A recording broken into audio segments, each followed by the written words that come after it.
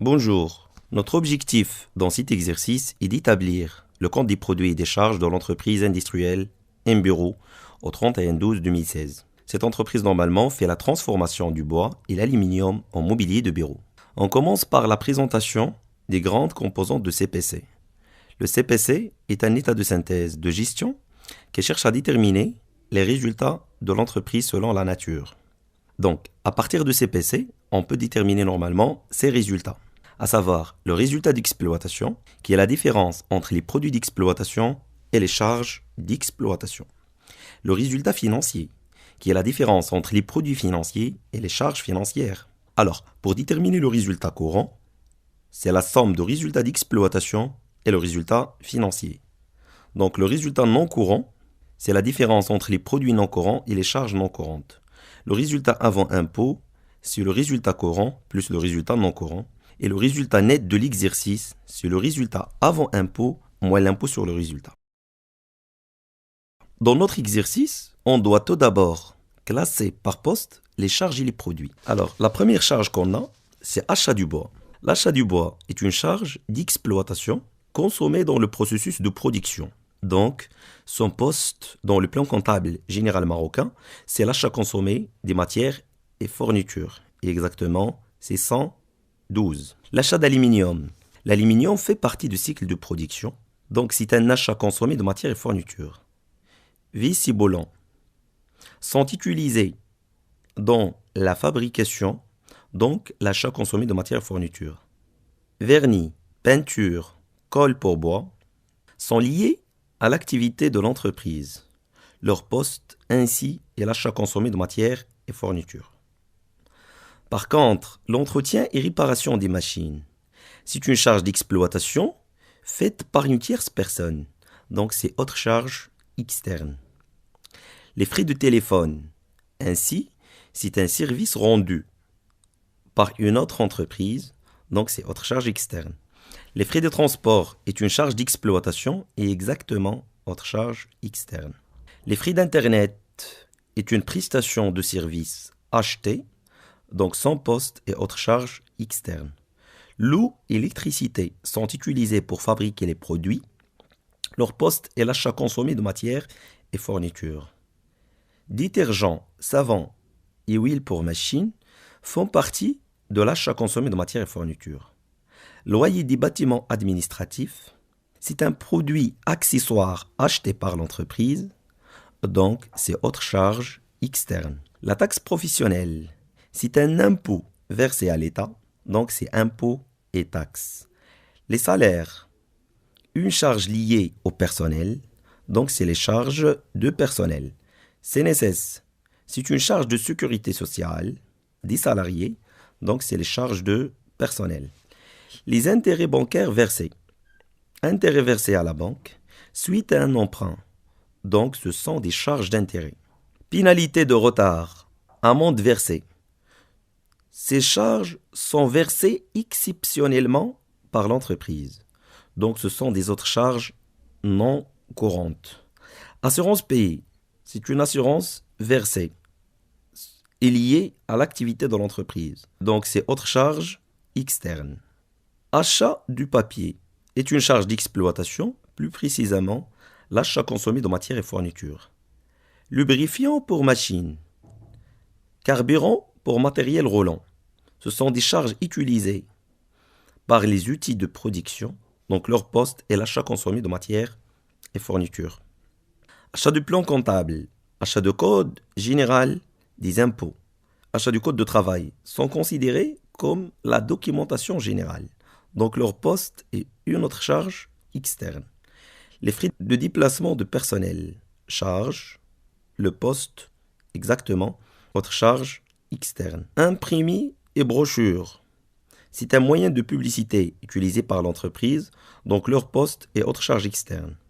L'achat des timbres postaux, les timbres postaux font partie des services de la poste, utilisés par l'entreprise. Donc tout simplement, leur poste et autres charges externes. L'achat des timbres fiscaux. Les timbres fiscaux font partie des charges d'exploitation. Et leur poste exactement, c'est impôts et taxes. Cadeau à la clientèle. C'est une charge, leur poste, une charge externe. Les frais d'utilisation des moyens de paiement. C'est un service bancaire. Donc, les autres charges externes. Honoraires d'avocat. C'est une charge d'exploitation. Exactement, le poste, autre charge externe. Les frais de location d'une machine. C'est un service acheté. Donc, c'est autre charge externe. Maintenance d'un ordinateur. C'est une charge d'exploitation. Plus précisément, autre charge externe. Pour la redevance sur marque et brevet, la même logique que maintenance des ordinateurs. Donc leur poste, c'est autre charge externe. Redevance sur contrat de crédit bail. Le même raisonnement que la redevance. Donc autre charge externe. Achat des travaux d'ingénieur. Ces travaux sont utilisés dans le processus de production. Donc leur poste est l'achat consommé de matières et fournitures. Les dons versés à une association qui a de l'utilité publique. Ce sont des dons versés d'une manière répétitive, à un caractère lié à l'exploitation. Donc c'est une autre charge externe. Par contre, les dons versés à une association sans utilité publique, ce sont des dons versés exceptionnellement. Donc ce sont des autres charges non courantes. Vente de chaises et tables, une ressource définitive à l'entreprise. Donc c'est un produit d'exploitation. Son poste est la vente des biens et services produits. Le loyer d'une machine reçue, c'est un produit accessoire vendu. Donc son poste, la vente des biens et services produits. Vente d'étagères en bois. Cette vente fait partie des ventes principales de l'entreprise. Donc leur poste est la vente des biens et services produits. Vente d'étagères en aluminium. Le même raisonnement que la vente d'étagères en bois. Donc le poste, vente des biens et services produits. Vente de bureaux de direction, produits d'exploitation, et plus exactement, vente des biens et services produits. Par contre, pour les intérêts reçus sur les comptes bloqués auprès de la banque, ce sont des produits financiers. Leur poste est intérêts et autres produits financiers. Vente de produits accessoires est un produit d'exploitation, plus exactement, vente des biens et services produits. Vente d'une machine de production. C'est une opération exceptionnelle de désinvestissement. Donc son poste est le produit de cession des immobilisations. Donc exactement les produits non courants.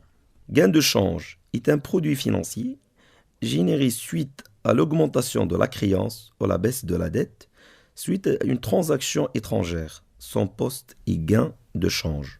Donc c'est un produit financier. Perte de change est une charge financière générée suite à la baisse de la créance ou l'augmentation de la dette, suite à une transaction étrangère, donc son poste est perte de change. Les dons reçus. L'activité normalement de l'entreprise est la vente, mais quand l'entreprise reçoit des dons, ça normalement est considéré comme un produit non courant, et exactement autre produit non courant. L'escompte reçu ou obtenu est un produit financier. Son poste, intérêts et autres produits financiers. Un escompte accordé est une charge financière. Son poste est autre charge financière. Vente des déchets et rebut et vente des tables à l'étranger font partie ainsi du cycle de production et font partie ainsi des ventes principales de l'entreprise. Donc leur poste est vente des biens et services. Après avoir classé par poste les charges et les produits, on passe directement à la présentation du CPC. Alors, comme produit d'exploitation, nous avons seulement les ventes des biens et services produits pour 1 500 000. Et comme charge d'exploitation, nous avons tout d'abord les achats consommés de matières et fournitures pour 643 000 et les autres charges externes pour 229 500 et les impôts et taxes pour 22 500 et au final, on a les charges de personnel d'un montant de 105 000 pour avoir un total des charges d'exploitation qui est de 1 million. Alors, notre résultat d'exploitation, qui est la différence entre les produits d'exploitation et les charges d'exploitation, est plus 500 000. Donc c'est un résultat d'exploitation positif par la différence entre les produits d'exploitation et les charges d'exploitation. Passons au niveau financier. Nous avons comme produit financier les gains de change à 25 000 et les intérêts et autres produits financiers à 125 000, ce qui donne normalement un total des produits financiers de 150 000. Et nous avons comme charge financière 100 000, composé tout d'abord des charges d'intérêt à 45 000, d'une perte de change de 40 000 et 15 000 pour les autres charges financières. Donc, notre résultat financier est égal à 50 000. Donc, ainsi, c'est un résultat positif. Donc, notre résultat courant est 550 000. Et notre résultat, bien sûr, courant regroupe le résultat d'exploitation à 500 000 et le résultat financier pour 50 000. Et on arrive enfin aux éléments non courants. Alors, on a comme produit non courant, nous avons les produits de cession des immobilisations pour 70 000 et les autres produits non courants à 30 000, ce qui totalise comme produit non courant 100 000 dirhams. Et au final, nous avons les charges non courantes de 60 000 qui est le montant seulement des autres charges non courantes. Donc notre résultat non courant est la différence entre 100 000 comme produit non courant et 75 000 comme charge non courante pour avoir un résultat de 25 000. Et au final, notre résultat avant impôt est donc 550 000 comme résultat courant plus 25 000 de résultat non courant pour avoir un résultat avant impôt de 575 000. En relevant l'impôt sur le résultat de 75 000 et on obtient un résultat net de l'exercice de 500 000. Donc c'est un résultat positif. Merci.